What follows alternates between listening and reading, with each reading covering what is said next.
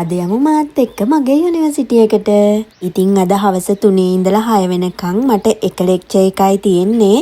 එක ලෙක්චර් එකක් වුණාට මට ළඟම ස්ටේෂන් එකෙන් 1:25ට තියෙන ට්‍රේන් එකේ යන්න තමයි මේ යන්නේ. මට පැයයි විනාඩි 20ක් විතර දුර යන්න තියෙනවා ගෙදර ළඟ ඉඳන් යුනිවර්සිටි එකට. ඔන්න දැන් මම යන්නේ මේ පාලමක් උඩින්. දැන් කියන්න එපා අපි පාලම් දැකලා නැද්ද කියලා.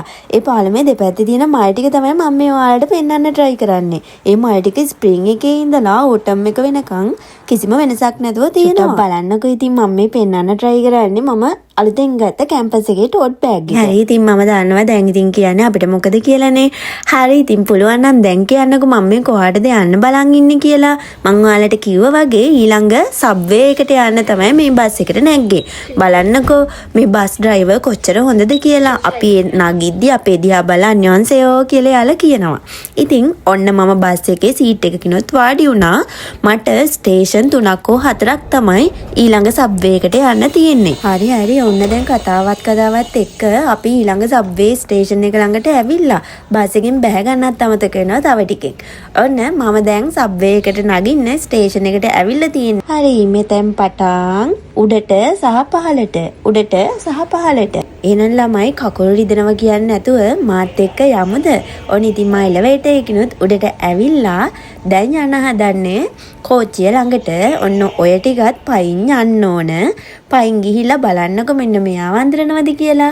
හැමදාම මම මේ මිර එකෙන් මූණ බලලා තමයි යන්නේ. නැත්තම් අපරාධනේ නිකන් තියෙන මිර එක. ඉතින් මම මෙතනින් කාඩ් එක පංච් කරලා ආයෙම පහලට යන්න ඕන ට්‍රේන් එක ළඟට. දැක්කද ඩිස්ප්ලේ එක 1:25ට තමයි මට ඉන්චොන් ට්‍රේන් එක තියෙන්නේ. ඔව් දැන් ආයෙම මෙතනින් පහලට යන්න ඕන ට්‍රේන් එක ළඟට. අය ඉන්නේ මම ළමයි. මම ඉතින් කන්නාඩිය විදියට මූණ බලන්නේ මගේ ෆෝන් එකෙන් තමයි ඔය පෙන්වන්න try කරන්නේ මට මගේ යාළුවෙක් දුන්න කී ටැග් එකක්.